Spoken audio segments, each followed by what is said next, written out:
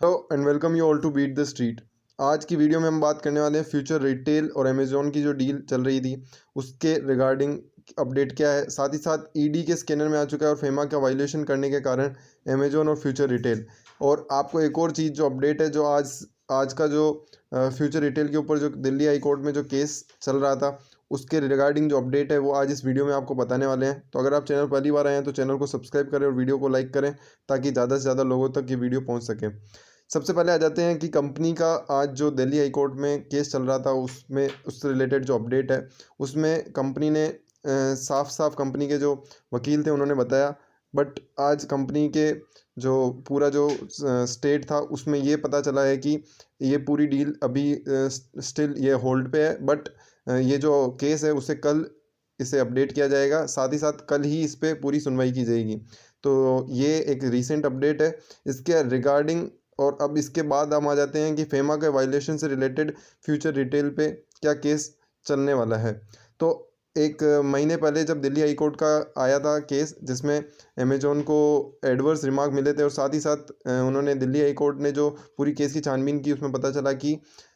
US की जो ये ई कॉमर्स कंपनी जो कि अमेजोन है उन्होंने फेमा की जो फेमा जो कि फॉरेन एक्सचेंज मैनेजमेंट एक्ट है इंडिया का उसका भी वायलेशन किया हुआ है। तो उस फेमा में क्या क्या होता है वो आपको सबसे पहले बताना ज़रूरी है।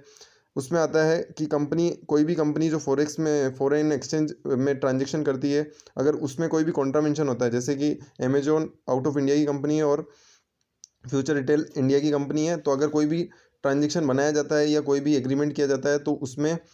कभी भी अमेजोन 50% से ज़्यादा की शेयर होल्डिंग नहीं रख सकती है, क्योंकि इस कारण उनका कंट्रोल आउट ऑफ इंडिया वाली कंपनी के पास चला जाएगा। तो उनको हमेशा जॉइंट वेंचर करना पड़ेगा किसी भी कंपनी के साथ अगर इंडिया में उन्हें ट्रेड करना है तो उन्होंने फ्यूचर रिटेल के साथ जो ट्रांजेक्शन किया उसमें ऐसा माना जा रहा है कि कहीं ना कहीं उन्होंने फेमा का वायलेशन किया है। जिस तरीके से दिल्ली हाई कोर्ट ने इस केस को स्टडी किया था उसमें साफ साफ बताया गया है कि यहाँ पर उन्होंने फेमा से रिलेटेड कई वायोलेशन किए हैं। इसके अलावा while passing its judgement on the Amazon the acquisition of Kishore Biyani Future Retail by Mukesh Ambani Reliance Industries Limited the Delhi high court had observed that the Amazon appeared to have indirectly obtained control over the Big Bazaar।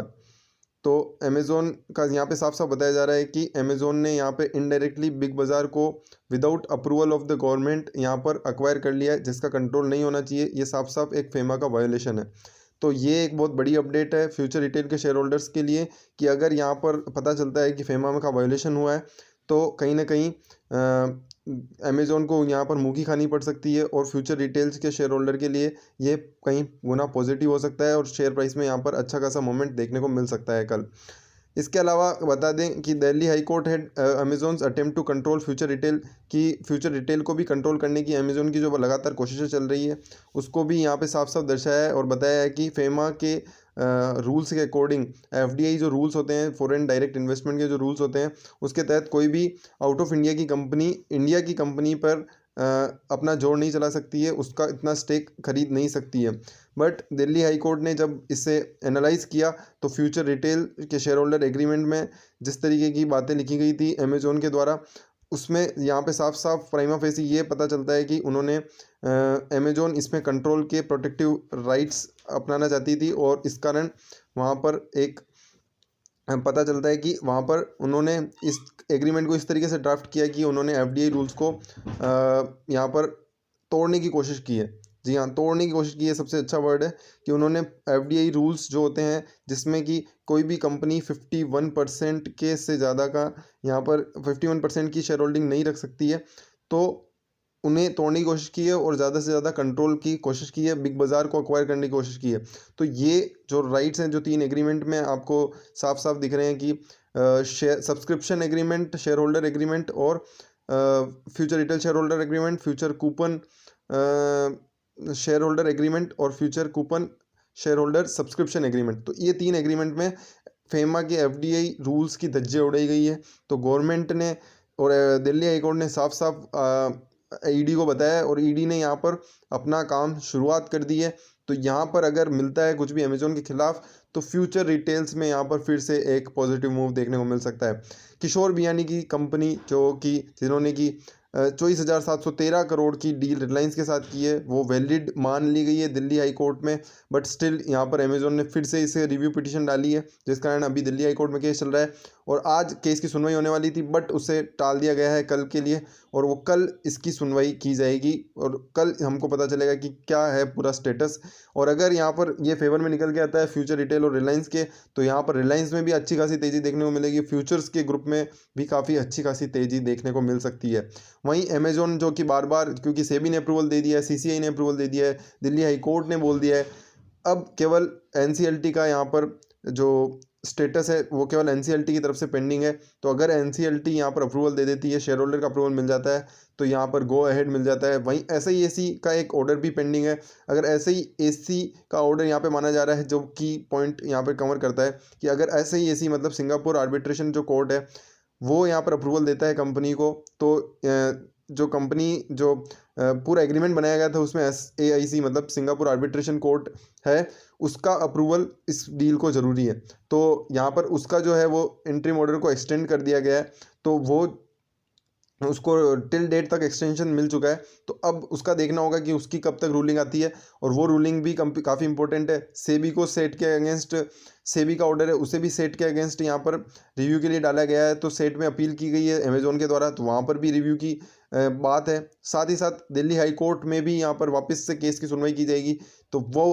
3 यहाँ पर point निकल के आते हैं। Delhi high court में case की कल जो सुनवाई होने वाली है, दूसरा सेबी के ऑर्डर में सेट पे जो अभी यहाँ पे अपील की गई है, और तीसरा सिंगापुर आर्बिट्रेशन कोर्ट, और सबसे इंपॉर्टेंट है उसमें सिंगापुर आर्बिट्रेशन कोर्ट। जी हाँ, सिंगापुर आर्बिट्रेशन कोर्ट की रूलिंग्स को यहाँ पर बहुत महत्व मिलेगा, क्योंकि सबसे बीच में वही है जो मेन जो कंपनी के बीच में डील हुई थी फ्यूचर रिटेल लिमिटेड और कंपनी अमेजोन के बीच में जो डील हुई थी, उसका जो आर्बिट्रेशन का जो पॉइंट था वो सिंगापुर आर्बिट्रेशन कोर्ट के तहत किया जाएगा। तो वो सबसे इंपॉर्टेंट पार्ट कवर करता है कि फ्यूचर रिटेल इस डील पे गो अहेड कर सकती है, उन्होंने होल्ड पे इसे डाला है।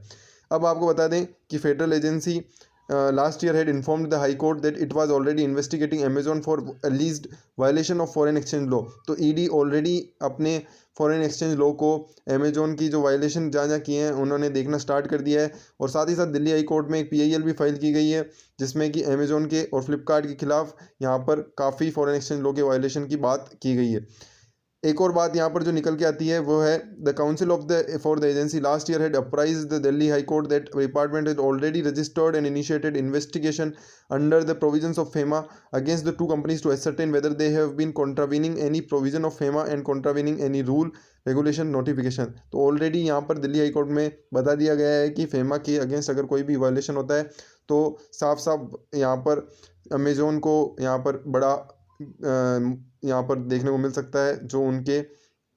जो इंडिया के वो जो कंपनीज पे बार बार जिस तरीके से उन्होंने फ्यूचर रिटेल को यहाँ पर मोहरा बनाया हुआ है वो यहाँ पर रुकना पड़ जाएगा, क्योंकि फेमा का वॉयलेशन काफ़ी बड़ा होता है और ईडी जब भी आता है तो काफ़ी बड़ा यहाँ पर पेनल्टी आपको चुकाना पड़ सकता है। तो अमेजोन के लिए अगर उन्होंने कोई भी FDI रूल्स का वायलेशन किया होगा तो यहाँ पर काफ़ी बड़ा पॉइंट्स निकल के आ सकता है। तो ये देखना पड़ेगा फ्यूचर रिटेल के लिमिटेड के लिए, ये काफ़ी अगर ऐसा होता है तो फ्यूचर रिटेल के लिए काफ़ी अच्छा होगा। वहीं दिल्ली हाई कोर्ट का मैंने आपको बता दिया है SIAC, और ये 3 चीज़ें आपको नज़र बनाए रखनी है। चैनल को सब्सक्राइब कर लें ताकि हम आपको इस तरीके के अपडेट्स पहले दे सकें, और काफ़ी डिटेल में मैंने एनालिसिस किया है। तो फेमा का वॉयलेशन भी आपको समझ में आ गया है, और साथ ही साथ फ्यूचर रिटेल की डील अब आपको कब तक होल्ड होगी वो तो आपको सिंगापुर का कोर्ट ही बता पाएगा। बाकी चैनल को सब्सक्राइब करके वीडियो को फैला दें ताकि लोगों को ज़्यादा से ज़्यादा अपडेट पहुँच सके। Thank you so much.